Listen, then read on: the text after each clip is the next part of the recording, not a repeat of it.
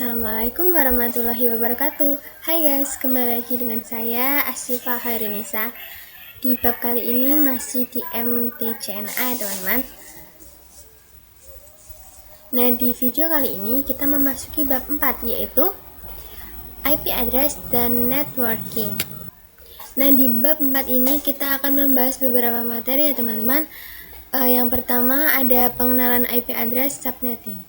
Pengenalan IP address dan subnetting yaitu ketika suatu perangkat ingin terhubung ke perangkat lainnya, baik itu menggunakan wired ataupun wireless, tentu saja memerlukan identitas nama pada setiap perangkat. Identitas tersebutlah yang dinamakan IP address. Nah, jadi setiap perangkat itu memerlukan nama unik yang biasa disebut IP address. Contohnya 192.168.10.1 dan 192.168.10.2. Nah, IP address ada dua versi, yaitu IP address versi 4 dan IP address versi 6. Versi 4 terdiri dari 4 blok. Pada setiap bloknya ada 8 bit. Jadi jumlahnya 32 bit ya teman-teman. Nah, maka setiap blok merupakan angka desimal 0 sampai 255. Dan nantinya ada istilah seperti prefix, subnet mask, IP network, dan IP broadcast, kemudian IP range. Kalau konfigurasi di Cisco itu menggunakan subnet mask ya teman-teman, sedangkan kalau di Mikrotik memakai prefix. Nah, pengertian prefix sendiri adalah untuk menunjukkan IP yang digunakan. Nah, sebagai contoh, semisal IP dengan /24 yang bisa digunakan itu 256 ya teman-teman. Nah, selanjutnya yaitu subnetting. Subnetting adalah upaya atau proses untuk memecah sebuah network dengan jumlah host yang cukup banyak menjadi beberapa network dengan jumlah host yang lebih sedikit. Teknik subnetting membuat skala jaringan lebih luas dan tidak dibatas oleh kelas-kelas IP, yaitu kelas A, B, dan C yang sudah diatur. Selanjutnya yaitu IP public dan IP private. Nah, jadi di sini saya akan membahas IP versi 4. Nah, di IP versi 4 itu ada dua jenis, yaitu yang pertama IP public dan yang kedua yaitu IP private. Nah, jadi IP public merupakan IP yang digunakan di internet dan bisa diakses dari mana saja. Jadi, misal kalian mengakses Facebook, YouTube, dan lain sebagainya, maka secara tidak sadar kalian sedang mengakses IP public masing-masing yang dimiliki oleh mereka, asalkan device kalian terkoneksi ke internet. Nah, untuk IP private bisa digunakan di dalam jaringan lokal dan tidak dapat diakses langsung dari internet. Nah, IP private dikategorikan menjadi 3 kelas. Di kelas A, range-nya yaitu 10.0.0.0 sampai 10.255.255.255. Nah, jika ada IP yang 10.256.3.1, ini bukan IP private karena sudah melebihi batas range-nya ya teman-teman. Ini adalah IP public. Lalu yang kelas B, range-nya yaitu 172.16.0.0 sampai 172.16.31.255. Nah, sama seperti yang tadi, jika ada IP yang range-nya 172.35.0.0, ini bukan IP private karena sudah melebihi batas range. Ini merupakan IP public. Selanjutnya untuk kelas C, range-nya 192.168.0.0 sampai 192.168.255.255. Jika ada IP yang range-nya 192.169.256.10, ini juga bukan IP private ya teman-teman, tetapi ini adalah IP public. Nah, alamat IP ini biasa digunakan pada jaringan lokal seperti kantor, sekolah, dan lain-lain. Ini adalah bagian penting dari konsep yang dikenal sebagai Network Address Translation atau NAT, yang memungkinkan beberapa perangkat dalam jaringan lokal menggunakan satu alamat IP publik tunggal untuk berkomunikasi dengan internet. Nah, nantinya perangkat yang berada di jaringan lokal itu akan berkonsep NAT agar bisa terhubung dengan internet. Router yang terhubung dengan jaringan lokal tersebut akan menerjemahkan IP privat mereka ke alamat IP publik mereka. Di sini ada sebuah ilustrasi, jadi di sini terdapat device. Nah, dari device ini akan tersambung ke switch terlebih dahulu, lalu dari switch baru tersambung ke router. Nah, dari router akan tersambung ke ISP, lalu dari ISP akan tersambung ke internet. Lalu yang selanjutnya yaitu kelas full dan classless addressing. Nah, di IP private dan IP public diklasifikasikan berdasarkan kelas, yaitu ada 5 kelas A, B, C, D, dan E. Tetapi di kelas D dan E itu tidak bisa digunakan ya teman-teman. Nah, di setiap kelas itu sudah ditentukan nilainya masing-masing ya teman-teman. Di kelas A yaitu 0 sampai 127, kelas B 128 sampai 191, kelas C 192 sampai 223. Nah, pada tabel ini itu lebih detail ya teman-teman dijelaskannya. Yang kelas A seperti 10.0.0.0 sampai 10.255.255.255, kelas B 172.16.0.0 sampai 172.31.255.255, kelas C 192.168.0.0 sampai 192.168.255.255. Sebagai contoh di sini ada IP 90.188.23.10. Ini termasuk kelas A ya teman-teman. Dan di sini terdapat kolom CADR ya teman-teman. CADR ini nama lain dari prefix. Nah, prefix dan subnet mask itu istilahnya sama ya teman-teman, yaitu untuk menentukan IP yang bisa digunakan. Nah, sebagai contoh terdapat jaringan lokal. Nah, di jaringan lokal ini ada 200 host. Jika kita menggunakan prefix 8, nah kita bisa lihat di sini, jika kita menggunakan prefix 8, jumlah hostnya akan banyak sekali ya teman-teman, sampai 16 juta. Nah, jadi kita itu harus memilih prefix yang mendekati atau memenuhi jumlah hostnya teman-teman. Di sini kita bisa lihat jumlah host yang mendekati 200. Nah, di sini di kelas C terdapat prefix 24 ya teman-teman, yang jumlah hostnya yaitu 256, yang berarti jumlah host ini sudah memenuhi jumlah host yang dibutuhkan ya teman-teman. Nah, selanjutnya yaitu kasus subnetting 1. Nah, untuk melakukan proses subnetting, kita akan melakukan beberapa proses seperti mencari prefix yang sesuai, mencari subnet mask, mencari IP network, mencari IP broadcast, dan mencari range IP yang bisa digunakan. Nah, prefix dan subnet mask itu adalah menentukan jumlah IP yang bisa digunakan. Kalau IP network itu sebagai tanda atau identitas alamat pada suatu jaringan LAN. IP broadcast yaitu sebagai alamat IP yang digunakan untuk melakukan pengiriman informasi ke semua host yang ada pada jaringan LAN tersebut. Range IP yaitu sebagai berapa saja yang bisa digunakan. Nah, bisa teman-teman ingat lagi kalau prefix itu digunakan di MikroTik, sedangkan subnet mask itu digunakan di Cisco. Nah, di sini sebagai contoh terdapat jaringan LAN yang berisikan 12 PC. Di sini kita akan pakai IP kelas B teman-teman, yaitu 172.16.0.0 sampai 172.31.255.255. Nah, di sini kita akan memecahkan kasus subnetting 1 ya teman-teman. Nah, pertama-tama kita harus mencari prefixnya terlebih dahulu.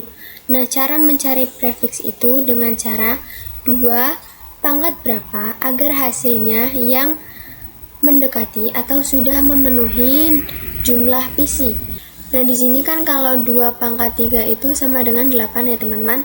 Berarti itu tuh belum memenuhi jumlah PC-nya. Nah, jadi di sini agar memenuhi atau melebihi itu tidak apa-apa. Jadi kita menggunakan 2 pangkat 4 yang hasilnya yaitu 16. 16 ini sudah melebihi 12 PC ya teman-teman. Nah, setelah itu jika sudah menemukan pangkatnya, kita kurangkan ya teman-teman. Jadi 32 dikurangi pangkatnya yaitu 4. 32 kurangi 4 sama dengan 28. Nah, lalu kita akan mencari total IP-nya teman-teman dengan cara 2 pangkat 32 dikurangi jumlah prefiks yaitu 28. Jadi 2 pangkat 32 kurangi 28 sama dengan 2 pangkat 4. Lalu dijumlah sama dengan 16. Nah, lalu kita mencari subnet mask.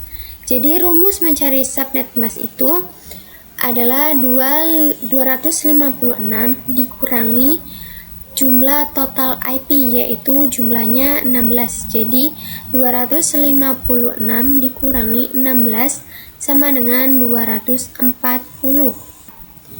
Nah, jadi untuk subnet masknya yaitu 255.255.240. Nah, kemudian untuk IP network itu rumusnya untuk blok subnetnya itu 0 ya teman-teman. Lalu di sini 16 itu kita masukkan total IP yaitu 16. Nah, lalu di sini itu 16 dikali 2 atau 16 tambah 16 sama dengan 32. Nah, lalu 32 ditambah 16 yaitu 48. Nah, untuk rumus IP broadcast itu dikurangi ya teman-teman. Jadi IP networknya dikurangi 1 yaitu 16 kurangi 1 sama dengan 15. 32 kurangi 1 31. 48 kurangi 1 sama dengan 47. Nah, di sini itu untuk blok subnet yang pertama. Lalu ini blok subnet yang kedua. Nah, yang ini itu yang ketiga ya teman-teman. Jadi jumlahnya ada 3 blok subnet. Nah, untuk mencari range IP itu sebagai contohnya saya menggunakan blok subnet yang pertama. Nah, di sini ada 172.16.10.0 sampai 172.16.10.15. Nah, di IP network dan IP broadcast ini tidak bisa digunakan ya teman-teman, karena IP network itu sebagai IP awal dan IP broadcast itu sebagai IP akhir. Nah, di sini itu 0 kita menggunakan IP network, 0 itu sebagai IP network dan 15 itu sebagai IP broadcast. Nah, IP yang bisa digunakan itu yaitu 172.16.10.1 sampai 172.16.10.14. Nah, pembahasan selanjutnya yaitu ada konsep blok subnet. Nah, di sini kita menggunakan IP yang sudah di subnetting, yaitu ada IP network dan IP broadcast. Dan juga IP yang sudah dikonfigurasi di sini menggunakan 10.10.10/27 atau prefiks 27. Nah, jadi konsep blok subnet itu diibaratkan seperti gedung bertingkat, tingkat 1, tingkat 2, tingkat 3. Nah, untuk di lantai 1 itu dia menggunakan blok subnet 0 sampai 31. Di lantai 2 menggunakan 32 sampai 63 dan di lantai 3 menggunakan blok subnet 64 sampai 95. Nah, di sini terdapat PC1 dan PC2. Pada PC1 itu menggunakan IP 10.10.10.15. Di PC2 itu menggunakan IP 10.10.10.2. Nah, pada dua PC ini bisa berkomunikasi karena mereka menggunakan blok subnet kelas pertama, kelas yang sama, yaitu di PC1 dia menggunakan 15, itu termasuk di kelas pertama karena 0 sampai 31, 15 itu termasuk. Dan pada PC2 itu dia menggunakan 2 dan itu juga termasuk masuk ke dalam kelas pertama, teman-teman. Nah, sedangkan untuk IP yang kedua yaitu 10.10.10.61 dan PC yang kedua yaitu 10.10.10.2 itu tidak bisa berkomunikasi karena kedua PC ini menggunakan blok subnet yang berbeda. Pada PC1 dia menggunakan 61 yang dimana itu sudah masuk kelas kedua, blok subnet kelas kedua, sedangkan PC2 itu menggunakan IP 2 yaitu dia termasuk ke kelas blok subnet kelas 1. Jadi kedua PC itu menggunakan blok subnet yang berbeda, jadi dia tidak dapat terhubung ya teman-teman. Selanjutnya kita akan membahas IP versi 4 delivery type. Nah, pada IP versi 4 itu terdapat 3 tipe. Yang pertama yaitu unicast, yang kedua multicast, dan yang terakhir broadcast. Nah, pada unicast itu dia adalah one-to-one communication, yaitu proses pengiriman data tepat diterima satu host ya teman-teman. Contohnya yaitu IP address kelas A, B, C. Dan yang kedua ada multicast, yaitu one-to-many communication. Artinya yaitu proses pengiriman data oleh satu host ke beberapa host yang sudah dikelompokkan tujuannya ke dalam grup ya teman-teman. Contohnya yaitu IP address kelas D. Selanjutnya yaitu ada broadcast, yaitu one-to-all communication. Artinya proses pengiriman data yang diterima semua host dalam jaringan.